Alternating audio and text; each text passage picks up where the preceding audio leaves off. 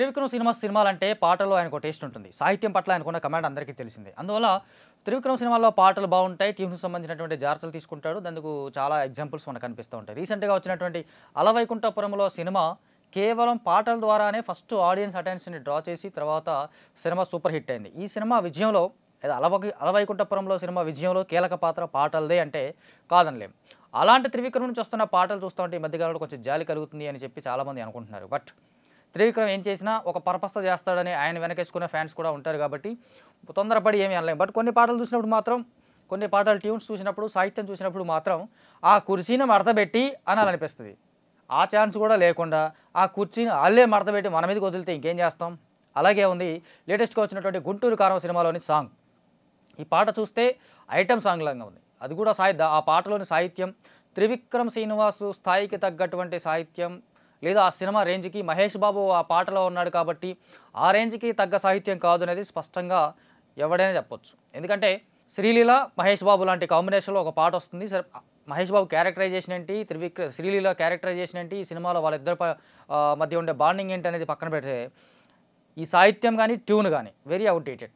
సింపుల్‌గా ఇప్పటికే చాలాసార్లు ఇదే ట్యూన్‌లో అనేక పాటలు విన్నాం. అటు శ్రీకాకుళం జానపదాల దగ్గర నుంచి, తెలంగాణ జానపదాల దగ్గర నుంచి, పవన్ కళ్యాణ్ సినిమా 'అత్తారింటికి దారేదిలో' వాడినటువంటి ఒక పాట వరకు సేమ్ ట్యూన్‌లో కనిపిస్తూ ఉన్నాయి. అలాంటి ట్యూన్‌ని మహేష్ బాబు లాంటి సూపర్ స్టార్‌కి వాడాలి అనుకోవడం త్రివిక్రమ్ డెసిషనా లేదా తమన్ డెసిషనా అనేది చెప్పలేం. కానీ ఖచ్చితంగా ఈ ట్యూన్ 100% డిసప్పాయింట్ చేసిందనే చెప్పాలి. ఆ ట్యూన్ సంగతి అలా ఉంటే పాట యాక్చువల్‌గా నిజంగానే ఐటెమ్ సాంగ్ లాగా ఉంటుంది. పాట ఒక ఐటెమ్ సాంగ్‌లో యాక్ట్ చేసినటువంటి గర్ల్ మీద స్టార్ట్ అయ్యి తర్వాత శ్రీలీల మీదకి టర్న్ అవుద్దని చెప్పారు. బట్ పెద్ద తేడా ఏం లేదు. స్టార్టింగ్ సాంగ్ పల్లవికి కానీ, ఆ తర్వాత వచ్చే శ్రీలీల అని వాళ్ళు చెప్తున్నారు లేదా తెలిసిన దాన్ని బట్టి చూస్తే పెద్ద తేడా ఏం లేదు. మామూలుగా మనకి చుట్టూ కొలతలు చెప్పడం, అమ్మాయిల నడువంపులు, ఉంపు సొంపుల కొలతలు చెప్పడం ఐటెమ్ సాంగ్‌లో రెగ్యులర్‌గా కనిపిస్తూ ఉంది. సరే ఇది దాన్ని ఎవరు ఎంత వ్యతిరేకించినా సినిమా వాళ్ళు దాన్నే మాస్ టేస్ట్ అనుకుంటారు కాబట్టి దాన్ని మనం ఏం చేయలేం. ఈ పాటలో కూడా అలాగే కనిపిస్తూ ఉంది. రాజమండ్రి రాగమంజరి మా అమ్మ పేరు తెలవనోళ్ళు లేరు మరి.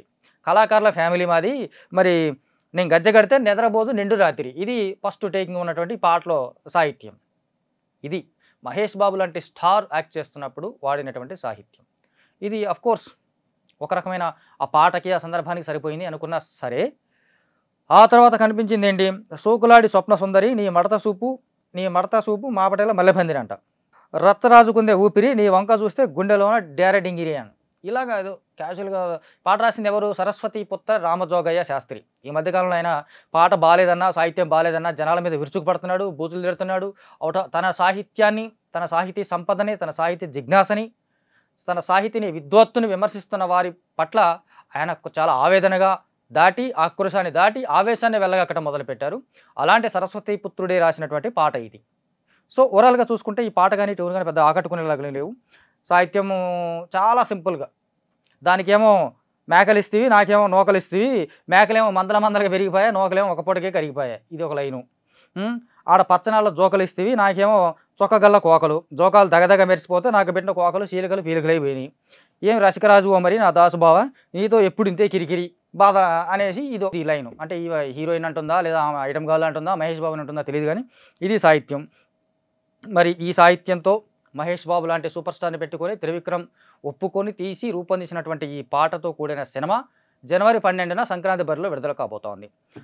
ఇక ట్యూన్ గురించి అసలు మాట్లాడకపోతే బెటర్. తమన్ గారు ఒప్పించి తీశారు కాబట్టి దర్శకుడిని, నిర్మాతని, హీరోని అందరినీ ఒప్పుకున్నారు కాబట్టి ఇంకా తమన్ మనం అనడానికి ఏం లేదు. ఎందుకంటే ఆయన డబ్బులు ఇచ్చే వాళ్ళే ఒప్పుకున్నాక డబ్బులు ఇచ్చి చూసే మనకు మాత్రం పెద్దగా ఫరక్ ఏం పడుతుంది. సినిమాలో ఎలా ఉంటుందో ఈ పాట కానీ ఓవరాల్‌గా చూసుకుంటే ట్యూన్ వెరీ అవుట్‌డేటెడ్. చాలా సార్లు విన్న ట్యూను. సాహిత్యం చాలా నాసి రకమైన సాహిత్యం కనిపిస్తూ ఉంది. చూస్తే ఇందులో ఈ పాటకు సంబంధించి ఒక ప్లస్ పాయింట్ ఏంటంటే డాన్సెస్. శేఖర్ మాస్టర్ కంపోజ్ చేసినట్టున్నారు ఈ పాటని. డాన్సు మహేష్ బాబు చాలా ఎనర్జెటిక్‌గా ఉన్నారు. శ్రీలీల గురించి డాన్స్ అంటే ఇంకా శ్రీలీలే అన్నట్టుగా ఈ మధ్య కాలంలో తయారైంది కాబట్టి శ్రీలీలకు పోటీగా ఈ వయసులో కూడా మహేష్ బాబు ఓ రేంజ్ ఎనర్జెటిక్ డాన్స్‌తో చూపిస్తూ ఉన్నాడు. ఈ పాట, ఆ డాన్సు లేదా ఈ పాటకున్నటువంటి ఆ కుర్చీని మడతబెట్టి అనే ఈ పదాన్ని ఎంత ఆ పదం తర్వాత ఆ కుర్చీని మడతబెట్టి అన్న తర్వాత వచ్చే పదం ఏంటి అని ఎవరైనా అడిగితే ఏం చెప్తారు మహేష్ బాబు లాంటి స్టార్? అంటే జనాలకి ఎలాగో వాడుతున్నారు కదా అని చెప్పేసి త్రివిక్రమ్ లాంటి గురూజీ అని పిలుస్తారు ఆయన్ని.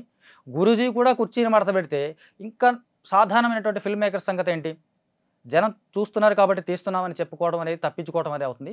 ఖచ్చితంగా ఇలాంటి పాటలు సమాజానికి సంబంధించి వెండి తెర మీద చూస్తున్నప్పుడు చాలా బిగ్గర్ క్యాన్వాస్లో చూస్తున్నప్పుడు పెద్ద స్టార్తో చూస్తున్నప్పుడు అది ఖచ్చితంగా నెగటివ్ ఇంపాక్ట్ని చూపిస్తూ ఉంటుంది. ఆ కుర్చీని మడతబెట్టి అన్న తర్వాత ఆ వచ్చే పాట ఏంటి లేదా పదం ఏంటి అని వాళ్ళ పిల్లలు వాళ్ళ ఇంట్లో ఉన్న వాళ్ళు అడిగితే ఏం చెప్తారు?